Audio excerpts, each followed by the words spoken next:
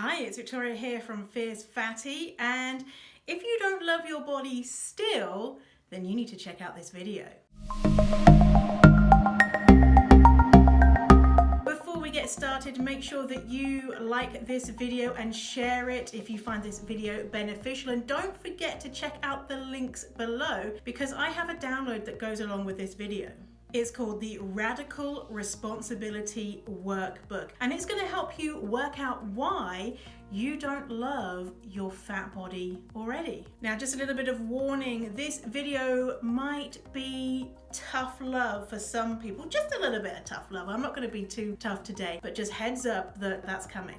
Okay, so you don't love your fat body. Here's a fact for you. There are tons of resources out there to help you love your fat body. For example, there's books, there's podcasts, there's courses. Like I've got a course called Fierce Fatty Academy. There is so much to help you. There's so much, but maybe are you not taking action on the stuff that you hear and the advice that is given? Maybe. And why are you not taking action? I know when I didn't love my body, the big reason why I now know I didn't take action was because there were benefits for me not loving my body. You might be thinking, what?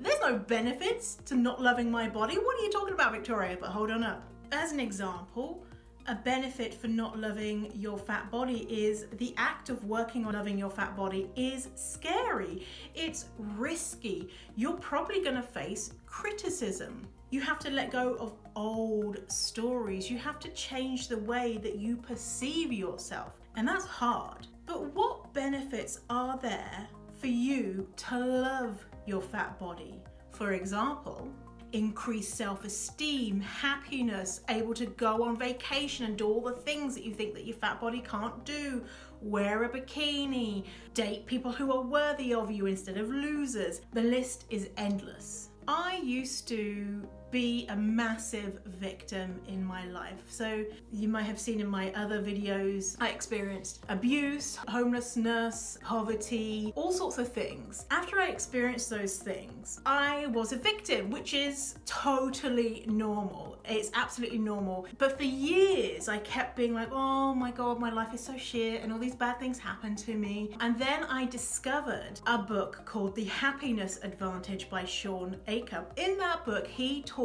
about the third path. So the third path is, let me tell you what path 1 and 2 is first. So path 1, after we've experienced trauma, what most people do, and it's absolutely 1000% normal, is to take that trauma and go on a downward spiral. The second path is when you've experienced trauma or something difficult in your life, is to stick with status quo. It's not to do anything, nothing changes, good or bad. That's less normal. And the third path is to take that bad experience, that trauma, and use it to push you forward, to help you excel in life. Use it as a lesson.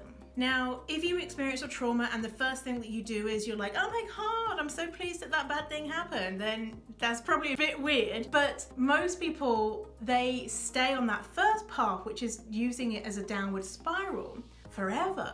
And so you have a choice. You can decide of all the shit things that's happened in your life and all the terrible ways that you feel about your body. Are you going to use that to continue to feel down? Or are you going to take the third path and use it as a lesson, as a wonderful thing that happened, and use it to help you love your body? So, for example, being in an abusive relationship, and now I can look back and be like, wow, I really learned some amazing things about myself. I wouldn't necessarily be as strong as I am today if I hadn't experienced that. Same with homelessness. Now, when I see a homeless person on the street, before I experienced homelessness, I probably would have been like, thinking negative things about them. Whereas now I'm like, wow, I understand how complex the situation of homelessness is. And so now I live my life in something that is called radical responsibility. So I am responsible for what's going on in my life and the way that I'm feeling. And for me, that is a wonderful thing to believe, because it means that I am able to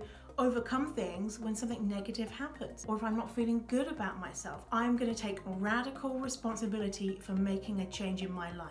So you have to look at the benefits of not loving your fat body and the benefits of loving your fat body and decide which one is bigger, what is more desirable. You might decide that actually not loving your fat body is more desirable and beneficial to you right now, and that's absolutely okay. That's your choice. But it's also your choice to decide to take radical responsibility and take the third path into something beautiful. So download the Radical Responsibility Workbook in the links below. And if you liked this video, please share it. Give me a like. If you're on YouTube, subscribe to my channel. I have a new video every single week. And I will see you next time. Bye.